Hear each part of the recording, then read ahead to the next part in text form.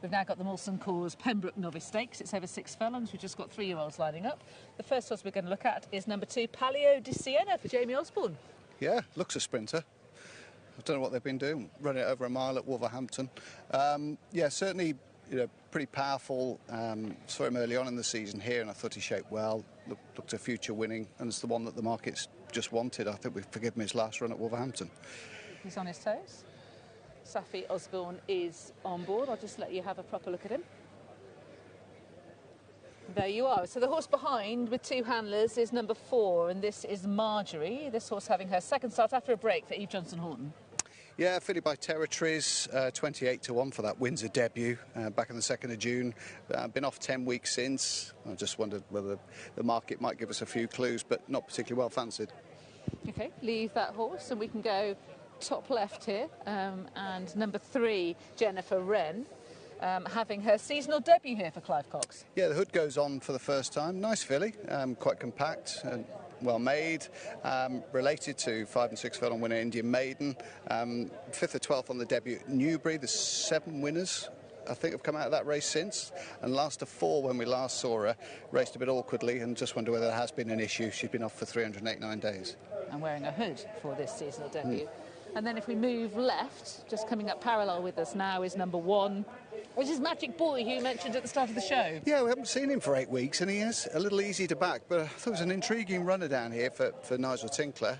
Stable in good form, promised time winning at Carlisle early on in the week for this combination. Good second as well, I thought, at Ripon. Very quickly away from the stalls that day. Just got beaten by a horse that was very well supported in the market. I thought he stuck to his task well. He sort of hung a little bit at Ripon, but that's not unsurprising really, given the ridges there sometimes can catch horses out. And that 4th to Spy Chief at Yarmouth, don't look a bad run with Almeric in second, does it? No, absolutely not. So you've seen 4 of the 5 in the paddock. Number 5, Rhyme Dust, has already headed early to post, and she should be there already. Tom Marquand come in nice and early, a bit too early, so he asked for one more turn around the paddock before he took her to post. She'll be wearing a hood for the first time. She's representing Mark Usher for the 2nd time.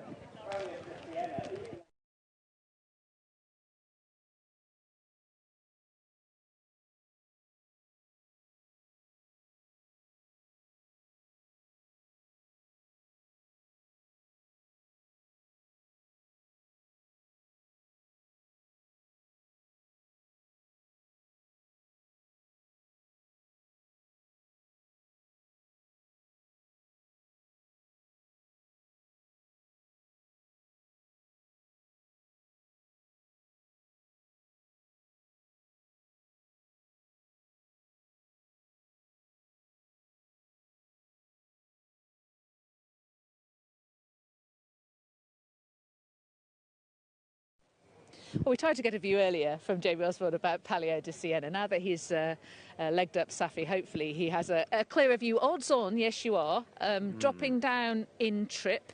What are your thoughts? I'm not convinced he's a 6 furlong horse. Obviously he started at 7 and we tried him a mile, an extended mile.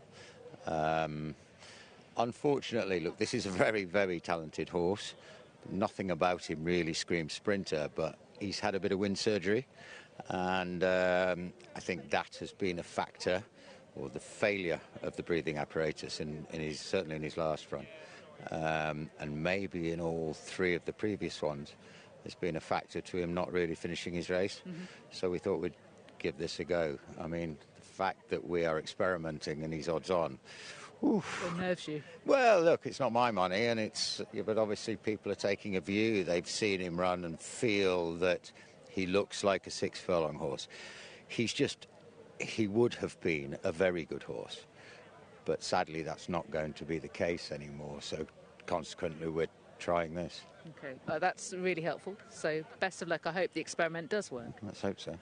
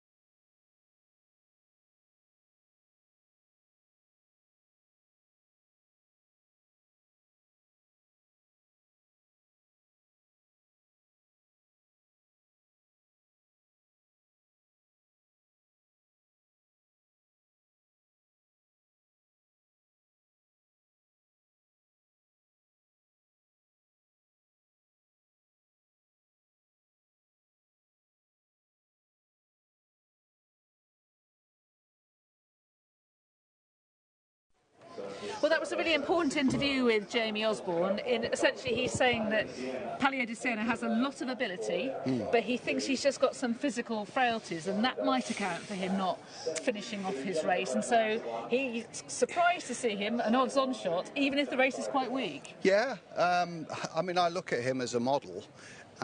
Great big strapping horse, isn't he? And you think, well, he might need another year before he sort of materialises into the horse that he looks, you know, his confirmation, be able to. and maybe his physical frailties. You know, trainers will tell you it's all very well having all the talent in the world, but if you haven't got the body to, you know, same with footballers, cricketers, whoever, sportsmen, isn't it? You know, you've got to have the constitution to be able to keep going back to the well, and unfortunately this lad perhaps doesn't. And everything that he's showing Jamie at home is that he's probably a 7 furlong miler, but they're coming back to 6.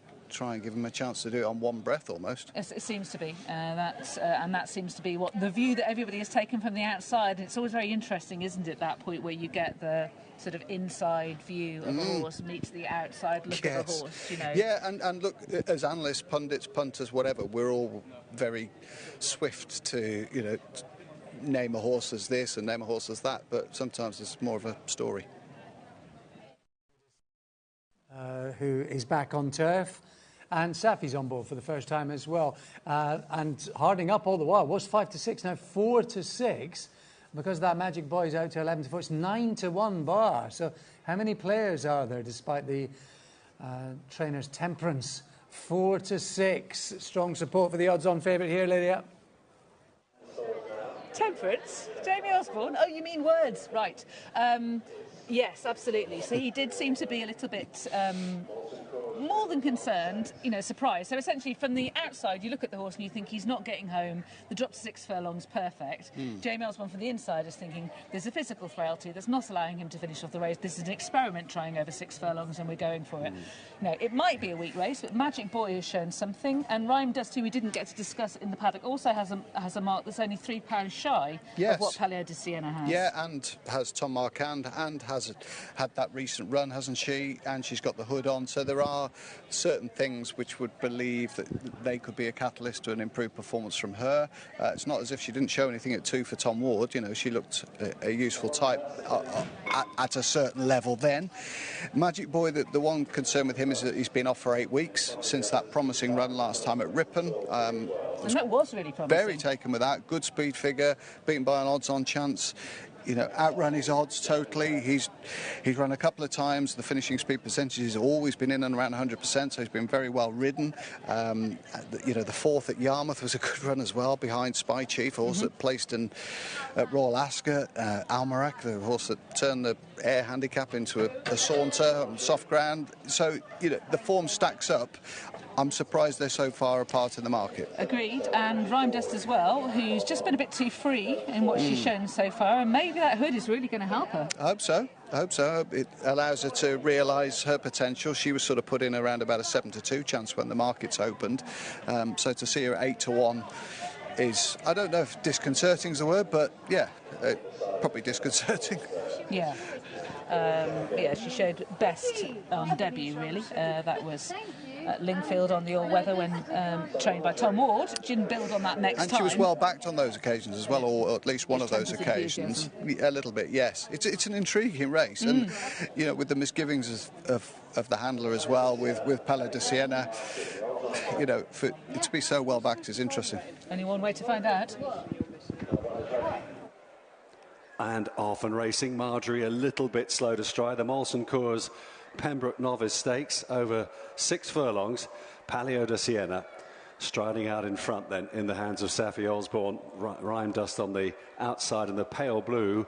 Taking a bit of a grip, Jennifer Wren in the blue sleeves, trying to get some cover there. Ross Orion behind Magic Boy, who's on the rail. He too's a bit keen as they move down the hill. And well in touch is Marjorie on the outside, who shares 4th place.